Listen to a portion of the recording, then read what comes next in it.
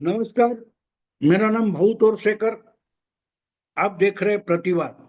प्रतिवाद मेरा भाऊ तोरसेकर का हिंदी यूट्यूब चैनल है।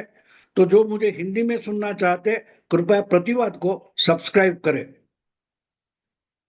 दोस्तों, आज एक मेरे दिमाग में भी क्लियर नहीं है ऐसा सब्जेक्ट मैं आपके सामने पेश करना चाहता हूं, क्योंकि बहुत दिनों से, महीनों से, सालों से शायद मैं कुछ बातें समझने की कोशिश कर रहा हूं, लेकिन जितना समझ जाता हूं इतना उलझ जाता हूं। एक बात मेरे समझ में नहीं आई कि बहुत सारे राजनेता, बहुत सारे संपादक, विश्लेषक अगर मोदी नाम का सीक्रेट सुलझाना चाहते हैं तो सुलझाने की बजाय ज्यादा से ज्यादा उलझ क्यों जाते हैं। ये मेरा भी अनुभव है, मेरा भी अनुभव है। अब एक बात, अंग्रेजी में एक क्या बोलते उक्ति है। अंग्रेजी में कहा जाता है, if you can't beat them join them, और if you can't convince them confuse them. ऐसी दो उक्तियां हैं और बहुत अकलमंद उक्तियां हैं। अगर हम समझने की कोशिश करेंगे तो समझ पाएंगे कि बहुत सारी राजनीति इसी ढंग से चलती है। अब हमें सवाल सताता है कि कोई एक नेता कांग्रेस छोड़कर अचानक उठता है और बीजेपी में शामिल हो जाता है। बीजेपी में कुछ होता नहीं तो उठकर कांग्रेस में चला जाता है या और किसी पार्टी में चला जाता है। तो ये क्या मामला है? एक दिन में आइडियोलॉजी, विचारधारा कैसे बदल सकती है?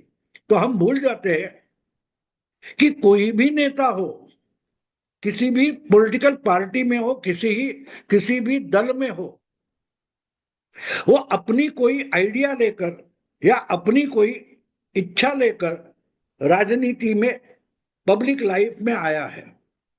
तो वो हासिल करने के लिए, समझो किसी को एमएलए बनना है, किसी को एमपी बनना है, किसी को मंत्री बनना है, मुख्यमंत्री बनना है, उसकी जो लालसा है या इच्छा है, उसकी पूर्तता के लिए जो कुछ करना चाहिए वो तो करेगा।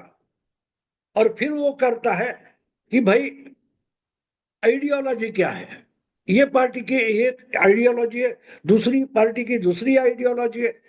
तो जिसमें उसकी सहमति ज्यादा बनती है वहां जाता है और फिर शुरू होता है आइडियोलॉजी की लड़ाई है, विचारधारा की लड़ाई है। विचारधारा की लड़ाई नहीं होती।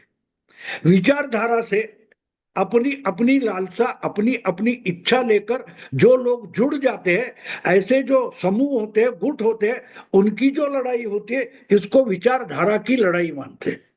लेकिन अलग अलग गुट में बटे हुए जो लोग हैं, उनकी लड़ाई अपनी अपनी इच्छा साकार करने के लिए होती है। इस विचारधारा से हो, इस विचारधारा से हो। हमने देखा असम में हेमंतो विश्व शर्मा मुख्यमंत्री है। ये बीजेपी के ओरिजिनल नहीं है, कभी आरएसएस की शाखा में गए नहीं। ऐसे बहुत सारे कांग्रेसी नेता है कि जो आज बीजेपी में है, लेकिन उनका संगोपन कभी बीजेपी में, आरएसएस में, हिंदुत्व की राजनीति में हुआ ही नहीं। वो कांग्रेस से या बीजेपी के खिलाफ जो विचारधारा है उसमें पले बड़े और आगे अपनी इच्छा पूर्ति के लिए उन्होंने बीजेपी में अपनी जगह बना ली। तो विचारधारा कहाँ आती है? 2014 में जब मोदी जी ने पहली बार लोकसभा का चुनाव जीत लिया था, तो असम में भी बीजेपी की अच्छी सीटें आई थी। और बीजेपी की अच्छी सीटें आने के बाद और कांग्रेस बुरी तरह से आसाम का लोकसभा चुनाव हारने के बाद, वहां के एक बड़े नेता थे जो तरुण गोगोई की मिनिस्ट्री में मंत्री थे, वो उठकर दिल्ली में आए और कांग्रेस के सबसे बड़े नेता माने जाने वाले उस वक्त से राहुल गांधी से मिले और कांग्रेस को आसाम में क्या क्या बदलाव करना जरूरी है, क्या क्या नई चीजें करनी पड़ेगी, ये समझाने के लिए एक डेलीगेशन लेकर हेमंतो विश्व शर्मा दिल्ली में आए थे। पार्टी का नुकसान है, असम में हुआ है वो समझाने के लिए आए थे। लेकिन राहुल गांधी के पास उनका सुनने का समय नहीं था। वो डेलीगेशन बातें कर रहा था, राहुल गांधी अपने कुत्ते को बिस्किट खिला रहे थे, और वही बिस्किट की प्लेट उठकर हेमंत बिश्वा शर्मा के सामने रखी गई तो वो गुस्सा हो गए। वो राहुल गांधी की घर से जो निवास से निकले, वो सीधा बीजेपी के पास चले गए और कहा कि मुझे बीजेपी में आना है। उनको मुख्यमंत्री बनना था, उनको सक्सेसफुल राजनेता बनना था, आसाम के लिए बड़ा नेता बनना था। तो राहुल गांधी अगर तरुण गोगोई को हटाना नहीं चाहते या सुधारना नहीं चाहते, ना अपनी पार्टी की स्थिति है वो अच्छी करना चाहते राहुल गांधी, तो हेमंत बिश्वा शर्मा करे तो क्या करे, या उसी पार्टी में रहना और सड़ जाना, खत्म हो जाना, या तो और कोई रास्ता ढूंढकर और कोई पार्टी ढूंढकर वहां अपना जो मकसद है वो पूरा करे। तो हेमंत बिश्वा शर्मा कांग्रेस छोड़कर बीजेपी में आ गए, और बीजेपी में उन्होंने आसाम में चुनाव जीतने के लिए मदद कर दी, विधानसभा का मंत्री बन गए, और 5 साल बाद उनका काम देखकर बीजेपी ने उनको ही असम का मुख्यमंत्री बनाया। तो बात साफ है, बात साफ है। अगर हेमंत बिश्वा शर्मा को कांग्रेस में अच्छा अवसर मिलता तो वो चुनौती लेकर बीजेपी को वो हरा सकते थे, अच्छी पार्टी कांग्रेस पार्टी बनाकर, और असम कांग्रेस के पास रहता। बिल्कुल जो बात हेमंत बिश्वा शर्मा की है वही बात बंगाल में ममता बनर्जी की है। ममता बनर्जी 90 के दशक में लगातार बोल रही थी कि बंगाल में हम लेफ्ट फ्रंट को हरा सकते हैं, कांग्रेस हरा सकती है। 10-12 साल से 2-3 चुनाव में ममता बनर्जी बंगाल से लोकसभा में चुनकर आती थी कांग्रेस की एमपी बनकर। लेकिन वहां की कांग्रेस या central Congress, Congress high command left front के खिलाफ लड़ना ही नहीं चाहती, ये ममता का आक्षेप था। वो बार बार बोल रही थी लेकिन कोई सुन नहीं रहा था। उस वक्त सोनिया गांधी, राहुल गांधी कांग्रेस के हाईकमांड नहीं हुआ करते थे, नरसिंह राव थे, सीताराम केसरी थे, और इसलिए गुस्सा आकर 1998 में 27 साल पहले ममता बनर्जी ने कांग्रेस छोड़ दी, और जो समविचारी कांग्रेस के कुछ नेता थे उनको साथ लेकर बंगाल में एक क्षेत्रीय पार्टी बनाई जिसका नाम तृणमूल कांग्रेस है। अगर ममता को उस समय सुना जाता तो बंगाल में कांग्रेस पार्टी जो मृतप्राय हो गई थी वो फिर से जीवित होती और सत्ता में आती। आज ममता बनर्जी ही बंगाल में, पश्चिम बंगाल में कांग्रेस की मुख्यमंत्री हम देख सकते थे। तो बात यह है, जो बहुत सारे नेताओं का इतिहास में बता सकता हूं, बात सीधी साधी इतनी है कि हर कोई राजनीति में आता है तो अपनी इच्छा लेकर, अपना मकसद लेकर, अपनी लालसा लेकर ही आता है। वो कहे जनता के लिए, जनहित के लिए, क्षेत्रीय हित के लिए, ये सब शब्द होते हैं। असलियत में वो अपनी लालसा लेकर आता है और कुछ करना चाहता है। अब अपनी लालसा पूरी करते करते अगर आम जनता का भी भला होता है तो उसको पब्लिक की सेवा बोलते, राजनीति बोलते। और यही बात अगर आप भूल जाओगे तो आइडियोलॉजी तो जिंदा रहती है, क्योंकि आइडियोलॉजी मुर्दा है।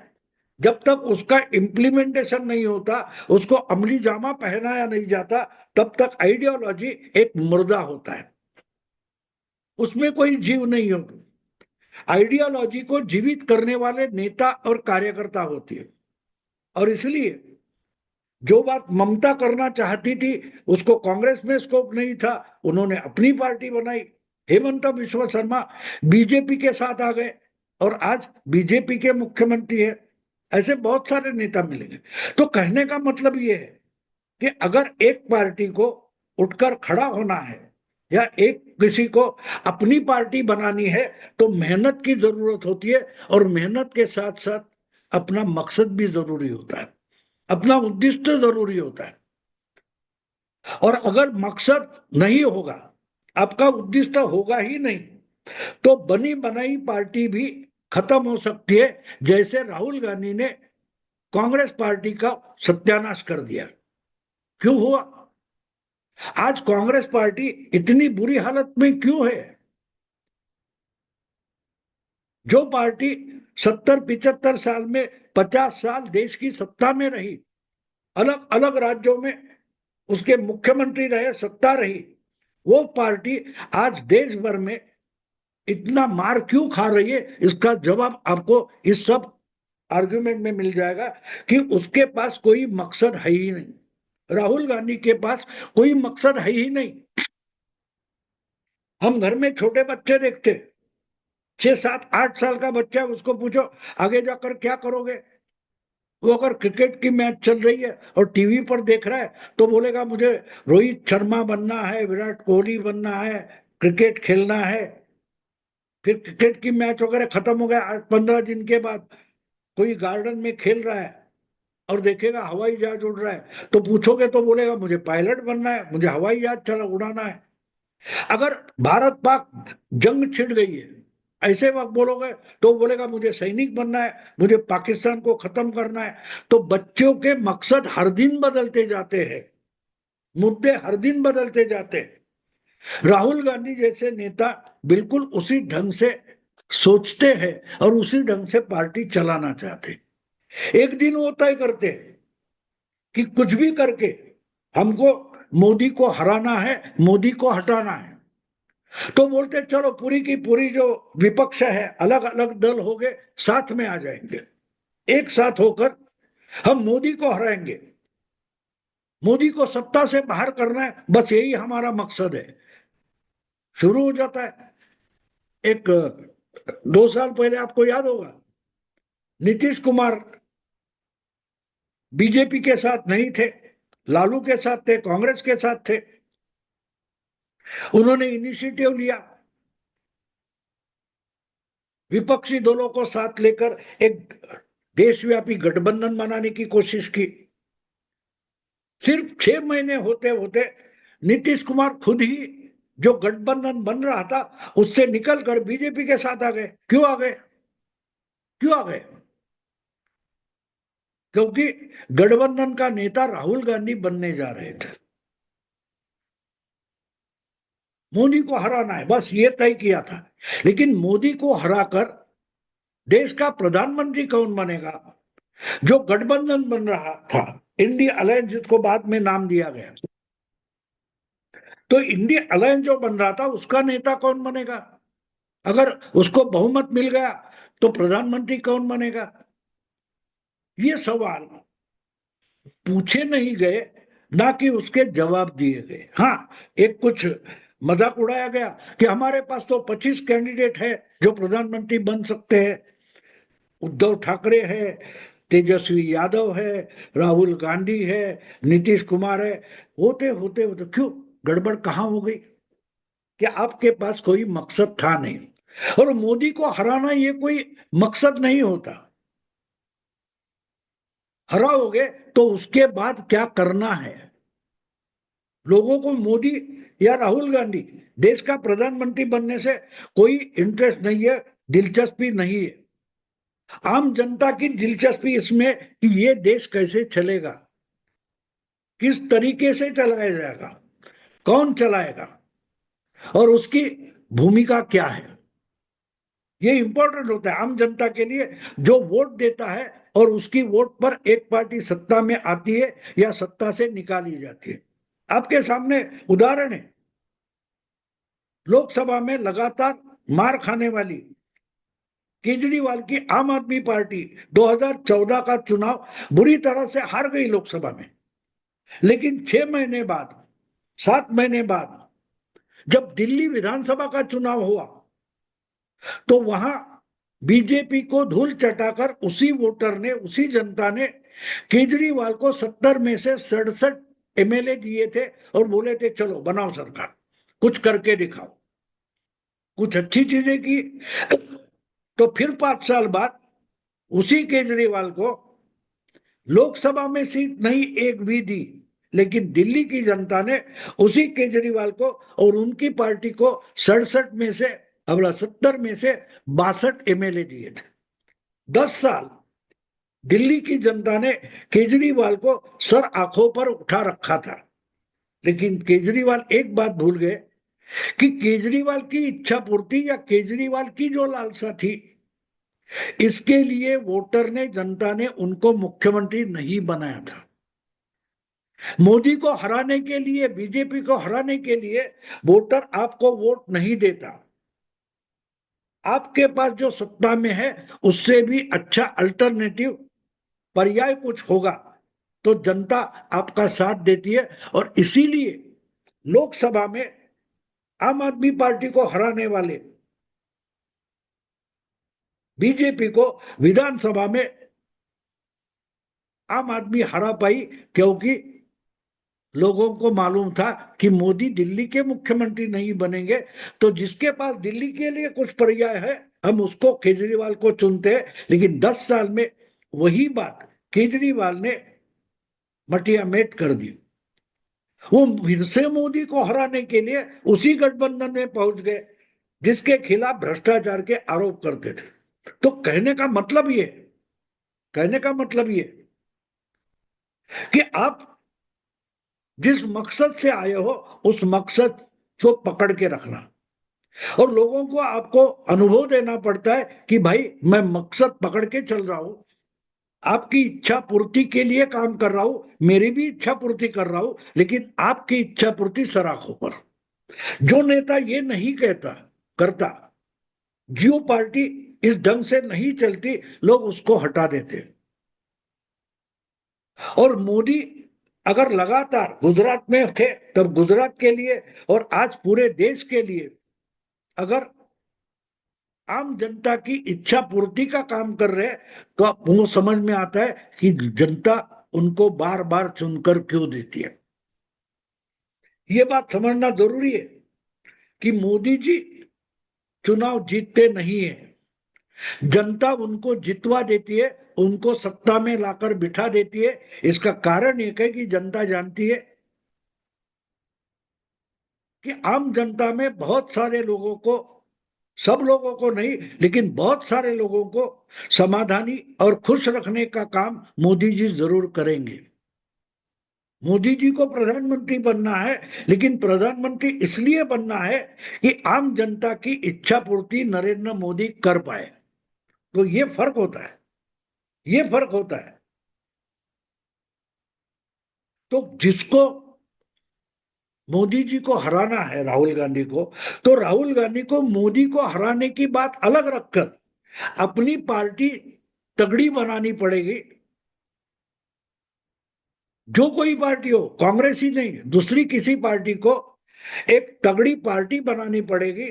जैसे कांग्रेस को अलग अलग पार्टियां हरा नहीं पाती थी, लेकिन 40 साल पहले बीजेपी ने तय किया कि हमको कांग्रेस को अल्टरनेटिव बनना है, और आहिस्ते आहिस्ते 30 साल में कांग्रेस के लिए बीजेपी ये अल्टरनेटिव पर्यायवाची शब्द हो गया। तो मोदी को हराना ये कोई मकसद नहीं होता। बीजेपी को पर्यायवाची पार्टी बनना पड़ेगा, किसी को, किसी एक को, फिर वो तृणमूल कांग्रेस हो या शिवसेना हो, कोई भी पार्टी, जब तक सत्ता के पीछे ना भागते हुए बीजेपी को पर्याय बनने की कोशिश करेगी और एक एक राज्य में, एक एक गली कुचे में, एक एक जिले तहसील में इस ढंग से अपना संगठन नहीं खड़ा करेगी, तब तक ये होने से रहा।